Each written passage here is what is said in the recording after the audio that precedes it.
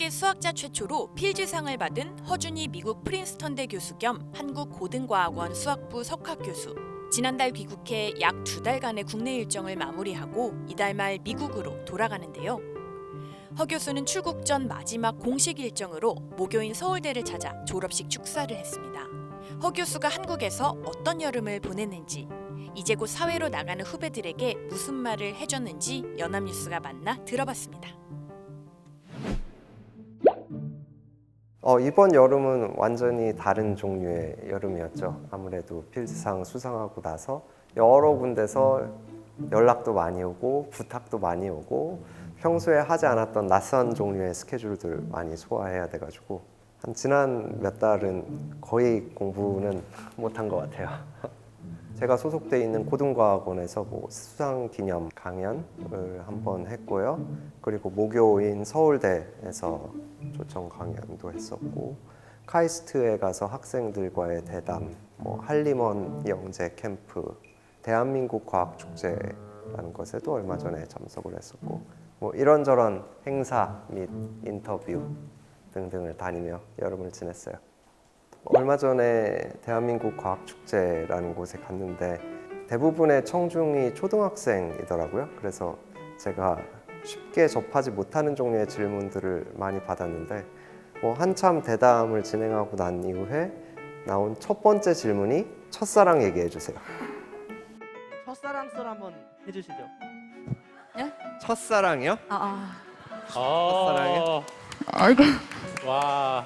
이건 좀 근데 이런 거는 기혼자한테 물어보면 안 돼요. 왜냐면 그러게요. 이거 유튜브로 녹화돼가지고 그러게요, 나중에 네. 아내가 볼 수 있기 때문에 나중에 XX. 조용히. 네. 전혀 한 번도 받아보지 못했던 질문이라서 약간 어버버하다가 적절치 못한 대답을 한 것 같기도 한데 그게 지금은 제일 기억에 남네요. 카이스트에 갔을 때는 이제 대학생 분들이 밸런스 게임을 준비해 주셨었는데 문제 중에 하나는 필즈상 대 100억을 볼 거냐 했는데 지금 와서 약간 후회가 되기도 하는 게 제가 정말 1초도 고민하지 않고 100억을 골랐거든요. 100억 원과 필즈상 중에 선택을 해주시면 되겠습니다. 이것도 너무 쉽다. 좀 어려운 문제 좀 내주세요. 이거는 A를 골라야지. 이게 약간 잘못된 메시지를 전달할 수도 있겠다는 생각이 지금에 와서야 들어요. 근데 물론 지금도 100억이라고 당연히 생각은 하지만 그렇게 생각하는 게 당시에 이제 이런저런 스케줄을 하고 이제 공부 못한 지도 한참 되고 새로운 생활이 낯설기도 해서 이게 과연 필즈상을 받는 게 물론 내가 소속돼 있는 공동체를 위해서는 좋은 일이지만 내 개인적으로 이게 필즈상을 받은 게 플러스인지 마이너스인지 잘 모르겠더라고요. 근데 100억이 있는 거는 무조건 플러스잖아요. 저는 일단 굉장히 일찍 일어나는 편이에요. 한 새벽 3시 정도에. 그러세요?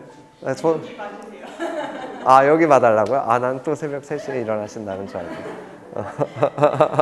그래서 이제 아이들 깨기 전까지, 아침 식사하기 전까지의 굉장히 조용한 나만의 시간이 새벽에 있어요. 이제 그때 명상하기도 하고 이제 하루를 준비하는 의미에서 운동을 가기도 하고요.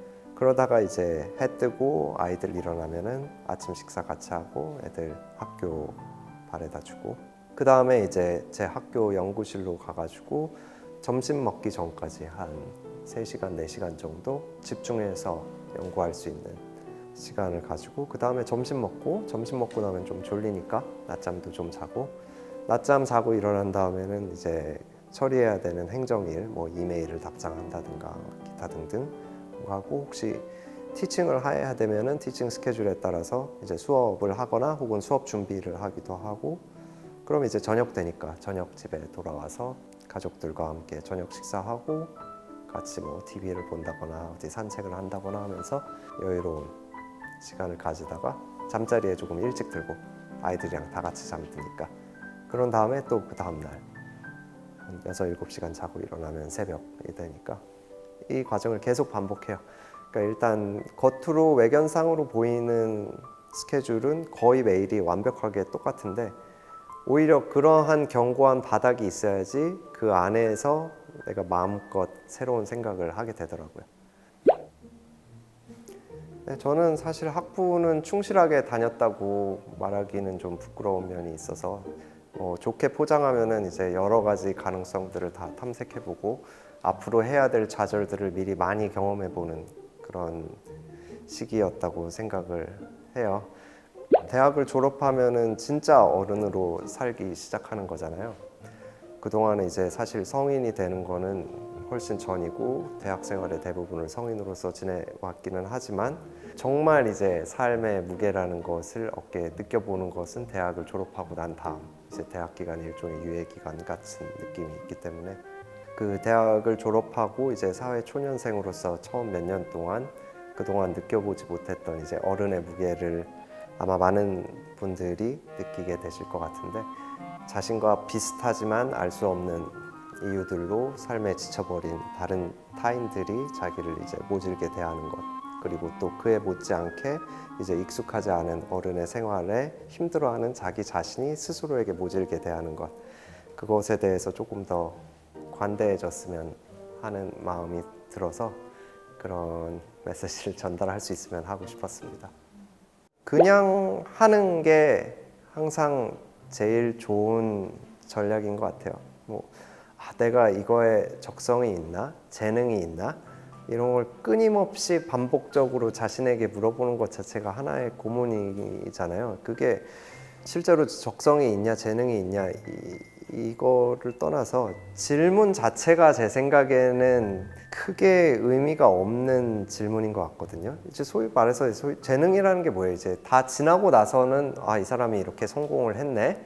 이제 뒤돌아서서 보니까 이 사람은 이런 재능이 있었어라고 하지만 이게 막 재능이라는 게 정말 이제 과학적으로 유의미한 컨셉이라면 물론 이제 아주 원초적인 단계에서는 달리기가 빠르면 축구를 잘할 수 있고 달리기는 100m를 몇 초 안에 달리면 잘하는 거고 이런 얘기는 할 수 있지만 이제 어느 정도 기초적인 이제 훈련이 되는 수준을 떠나서 이제 생각의 힘을 통해서 새로운 것을 만들어내는 단계에 이르게 되면은 우리의 두뇌의 능력이라는 것이 깊고 얕고 길고 짧고 무겁고 가볍고 이런 것처럼 대소관계를 판별할 수 있는 종류의 퀀티티가 아니라 그 방향의 다름이 너무나 다양한 방식으로 무한하기 때문에 그리고 우리가 하나의 공동체고 이제 여러 개의 개체들로 구성되어 있는 집단에서